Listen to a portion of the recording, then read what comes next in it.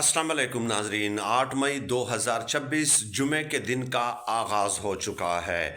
5 से 6 छोटी छोटी ख़बरें हैं जो इंतहाई अहम नौइयत की हामिल हैं, और वो ख़बरें इस वीडियो में मुख्तसरन आपके सुपुर्द करनी हैं। लेकिन आगे बढ़ने से पहले एक रिक्वेस्ट करनी है, और वो ये कि ईद उल अज़हा करीब है, और जिन लोगों ने गरीब लोगों की तरफ से, इंतहाई मुस्तहिक लोगों की तरफ से कुर्बाने के हिस्से में शामिल होना है, तो वो मेरे नंबर 0318513195 पे रब्ता कर सकते हैं, और मैं उन्हें तफसीलात से आगाह करूँगा कि मेरे इलाके में डेरा इस्माइल ख़ान में कुर्बानी का फ़ी हिस्सा कितना बनता है। इस हवाले से हमने सर्वे किया है। और दूसरा ये कि मैं गुज़श्ता कई सालों से वाटर प्रोजेक्ट्स पे काम कर रहा हूँ। यहाँ के जो दूर दराज देहाती इलाके हैं, जहाँ पे 95% कच्ची आबादियों पे मुश्तमिल घर हैं, वहाँ पे वापडा के बिजली की सहूलत मौजूद नहीं है, और उन इलाकों में अब तक 27 से 28 जो है ट्रेडिशनल वाटर हैंड पंप हम लगा चुके हैं। गुज़श्ता 3-4 महीनों से अनफॉर्चुनेटली एक भी ट्रेडिशनल वाटर हैंड पंप नहीं लगा, 3-4 महीनों से। और यहाँ पे गर्मी शुरू हो चुकी है। गर्मी में जो टेम्परेचर होता है वो यानी यहाँ पे जून के महीने में और जुलाई के महीने में 50+ हो जाता है। हम ऐसे इलाकों में ट्रेडिशनल हैंड पंप लगाते हैं जहाँ जो आम राह गुज़र होता है, जहाँ से बच्चे, बूढ़े, ख़वातीन गुज़रते हैं। इसके अलावा या तो जनाजा गाह साथ होती है, या बच्चों और बच्चियों के स्कूल होते हैं, मस्जिद होती है, कब्रिस्तान साथ होता है, आम जो है रास्ते से आम लोग गुज़रते हैं, मुसाफिर गुज़रते हैं, और यहाँ पे माल मवेशी भी गुज़रते हैं। तो एक ट्रेडिशनल वाटर हैंड पंप से मल्टी पर्पसेस हासिल किए जा सकते हैं, यानी कई तरह के मकासद उससे हासिल होते हैं, और ये सदका जारिया है। और मैं कई बार ये गुजारिश कर चुका हूँ कि यही चीज़ें हमारे साथ जाएंगी। व्हाट्सएप नंबर उसके लिए जो है 0318513195 है, इस पे आप रब्ता कर सकते हैं। दोबारा रिपीट कर देता हूँ, 03185131950। अब मैं आपको खबरें बताना शुरू कर देता हूँ। पहले खुशखबरी तो ये है कि बिजली के फ़ी यूनिट में 1 पैसा फ़ी यूनिट कमी की गई है, 1 पैसा फ़ी यूनिट। और एलपीजी जो घरेलू सिलेंडर होता है, उसमें भी दूसरी खुशखबरी ये है कि 31 पैसे फ़ी किलोग्राम जो है वो कमी की गई है। ये तो 2 खुशखबरियाँ सुना दी। अब तीसरी खबर इस फॉर्म 47 रिजीम की तरफ से मुलाहिजा कर लीजिए कि पेट्रोलियम लेवी हासिल करने का इख्तियार इन्होंने किसको दे दिया है? एफबीआर के सुपुर्द कर दिया है। यानी बजाय इसके कि उनको जवाबदेह ठहराया जाता कि आपकी वजह से हमें पेट्रोलियम लेवी लगानी पड़ी है, क्योंकि उन्होंने जो टैक्स शॉर्टफॉल था 610 अरब रुपए का, वो उन्होंने अपना टारगेट पूरा नहीं किया। 610 अरब रुपए का टैक्स शॉर्टफॉल है।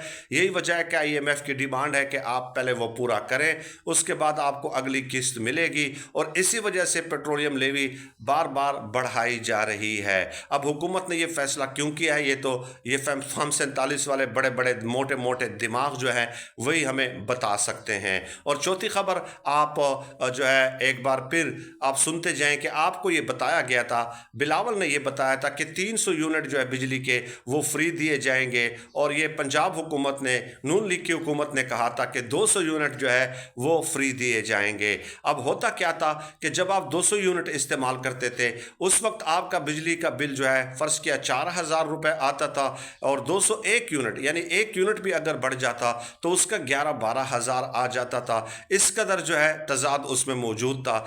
अब फैसला ये किया गया है कि ये जो जनाब बेनज़ीर इनकम सपोर्ट प्रोग्राम वाले हैं, उनको तो 200 यूनिट तक सब्सिडी दी जाएगी। यानी 200 यूनिट तक अगर बेनज़ीर इनकम सपोर्ट प्रोग्राम हासिल करने वाले वो बिजली इस्तेमाल करते हैं तो उनको तो सब्सिडी दी जाएगी। फ़र्ज़ किया 200 यूनिट पे 3000 या 4000 बिल आएगा। लेकिन जो दीगर लोग हैं जो अगर 200 यूनिट तक इस्तेमाल करेंगे, फ़र्ज़ किया 190 यूनिट, 180 यूनिट, 199 यूनिट इस्तेमाल करते हैं, तो उनके लिए कोई सब्सिडी नहीं होगी। यानी उनका बिल भी हो सकता है जैसे कि 201 यूनिट یونٹ والوں کا 10-11 ہزار آتا ہے تو اب 180-190 یونٹ والوں کا بھی 10-11 ہزار آیا کرے. تو وہ سبسڈی بھی عام لوگوں کے لیے، عام غریبوں کے لیے وہ ختم کر دی گئی ہے.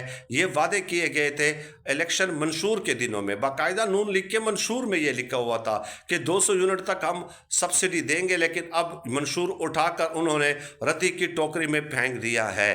یہ تو 4 خبریں میں نے آپ کو بتا دی ہیں، اور اب 5ویں خبر کی طرف آ جائیں جو اصل خبر ہے. مریم نواز نے کہا ہے کہ ہم صحت کا، ہیلتھ کا ایک ایسا منصوبہ شروع کرنے والے ہیں جس سے آپ جہاں چاہیں مفت علاج کرا سکتے ہیں. ماشاءاللہ جی. اب یہ وہی منصوبہ ہے جو عمران خان صاحب کے صحت کارڈ والا ہے، ٹھیک ہے، اور ایک نئے نام سے جو ہے وہ شروع کرنا چاہتی ہیں. عمران خان صاحب کے صحت کارڈ کے منصوبے کے حوالے سے مریم نواز کی ایک آڈیو بھی جاری ہوئی تھی، لیک ہوئی تھی، آپ کو پتہ ہے، اور اس میں یہ کہا تھا کہ عمران خان صاحب کے پلے اور کچھ تو ہے نہیں، بس یہی ایک صحت کارڈ والا منصوبہ ہے. اور اس قسم کی باتیں کی گئی تھی کہ اس کا یہ نام بھی چھین لیں، یہ منصوبہ، یہ جو کریڈٹ ہے ان کا وہ بھی چھین لیا جائے. چنانچہ پنجاب میں تو انہوں نے یہ کر دیا، وہ ختم کر دیا نا، کیونکہ عمران خان صاحب کا نام اس سے زندہ رہے گا. کوئی بھی غریب کسی بھی ہاسپٹل میں جائے گا، سرکاری ہاسپٹل میں، تو ان کا علاج فری ہو جاتا تھا، اور یہ چیز ان سے گوارا نہیں ہوتی تھی. ہم اس وقت بھی یہی کہتے تھے کہ جناب آپ اپنے نام کے ساتھ بے شک یہ صحت کارڈ شروع کر دیں، لیکن غریبوں کا اس قسم کا استحصال نہ کریں. اس قسم کا استحصال غریبوں کا یہ درست طرز عمل نہیں ہے، لیکن یہ باز نہیں آئے. چنانچہ اس کے بعد آپ نے دیکھا کہ کئی قسم کے آپشنز پہ مریم نواز کی حکومت نے کام کیا اور کہا کہ جی ہسپتالوں میں ہم فلاں BHU یونٹ فری ہوں گے، فلاں BHU یونٹ جو ہے گھر گھر، ایک ایک گلی محلے میں ہم قائم کر دیں گے.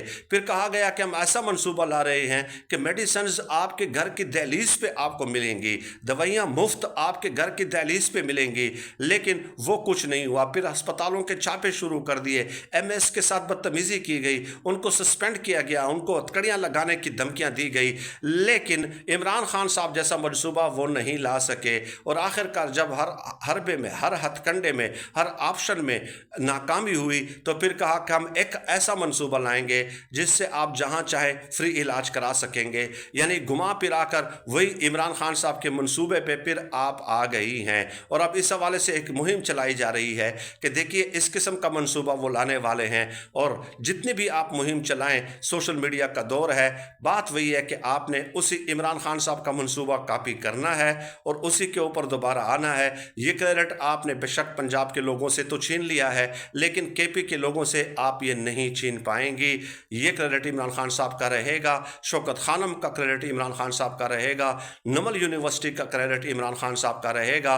عمران خان صاحب نے بارہا اسمبلی کے فلورز پہ کھڑے ہو کے کہا تھا کہ میں نے پورے زندگی ایک سپر سٹار کی حیثیت سے گزاری ہے، میں چاہتا تو میں بھی آپ کی طرح سیمنٹ کے کارخانے، سٹیل مل، میں یہ اس قسم کے کارخانے، چینی کے کارخانے، بیرون ملک جائیدادیں، فلیٹس، یہ چیزیں میں بھی کر سکتا تھا، لیکن میں نے پریفر کیا شوکت خانم بنانے کو، میں نے پریفر کیا نمل یونیورسٹی کو، میری پرائرٹیز یہ نہیں تھی. تو عمران خان صاحب اور آپ کے اندر فرق یہ ہے کہ بین الاقوامی سطح پہ جب بھی کوئی لیکس آتی ہے تو ان لوگوں کے ہاتھ پاؤں پھولنے لگ جاتے ہیں، کیونکہ ہر لیکس میں ان لوگوں کا نام شامل ہوتا ہے. لیکن عمران خان صاحب کا نام چاہے پاناما لیکس ہوں، چاہے دبئی لیکس ہوں، چاہے وکی لیکس ہوں، چاہے جہاں سے بھی کوئی خبر آتی ہو، سب مطمئن ہوتے ہیں کہ عمران خان صاحب کا نام اس میں نہیں ہوگا، کیونکہ انہوں نے بیرون ملک کوئی جائیدادیں نہیں بنائیں، انہوں نے کوئی ذاتی کارخانے، جاگیریں نہیں بنائیں. یہی فرق ہے آپ لوگوں میں. آپ کو آخر کار عمران خان صاحب کے منصوبے کی یاد آ گئی، یہ آڈیو میں بھی آپ بتا چکی ہیں، اور اب یہ منصوبہ شروع کر کے آپ کو بھی عمران خان صاحب کے منصوبے کی ایک بار پھر یاد آ گئی ہے. تو اس لیے کہتے ہیں کہ جو عوام کی خدمت کرے گا وہ عوامی رہے گا، وہ فارم 45 کے ذریعے اقتدار میں آئے گا، اور جو عوام کی خدمت نہیں کرے گا وہ بیک ڈورز استعمال کرے گا. جیسے کہ آپ نے یہ گزارش کی کہ اقتدار میں آنے کا راستہ ہمیں بھی معلوم ہے، سر جھکا کر بوٹ پالش کرنے ہوتے ہیں. بہت شکریہ.